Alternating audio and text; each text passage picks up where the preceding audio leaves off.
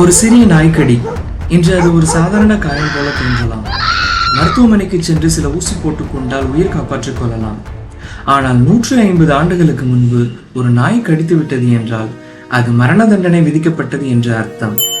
மருந்து இல்லை, தடுப்பூசி இல்லை, காப்பாற்ற யாராலும் முடியாது. மரணம் வரும், நாள் மட்டும் தெரியாது, ஆனால் அது நிச்சயம் வரும்.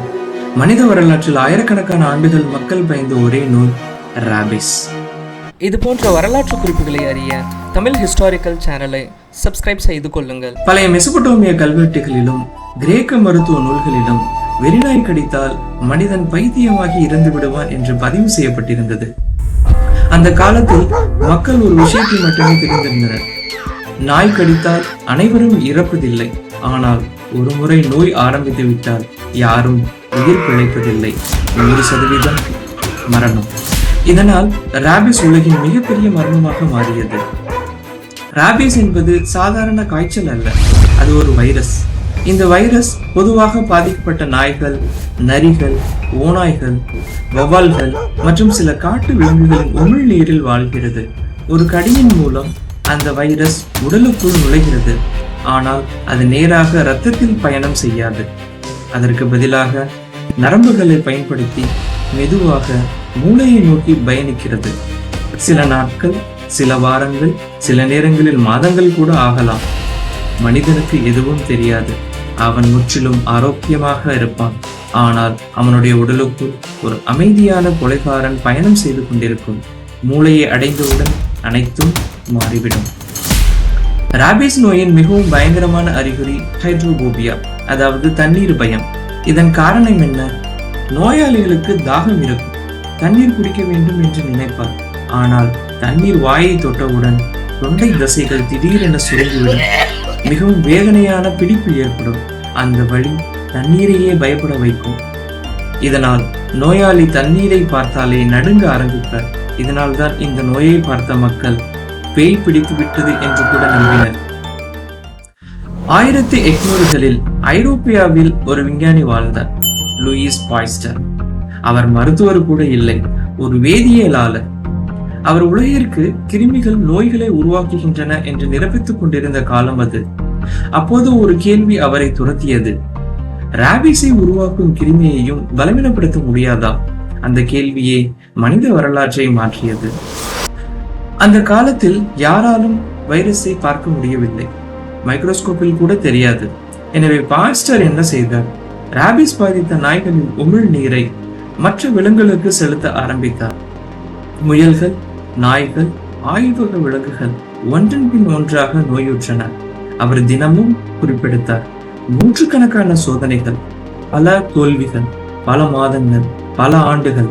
ஆனால் ஒரே ஒரு இலக்கு மட்டுமே, இந்த நோயை பலவீனப்படுத்த வேண்டும் என்பது. ஒரு நாள் பாஸ்டர் ஒரு விஷயத்தை கவனித்தார்.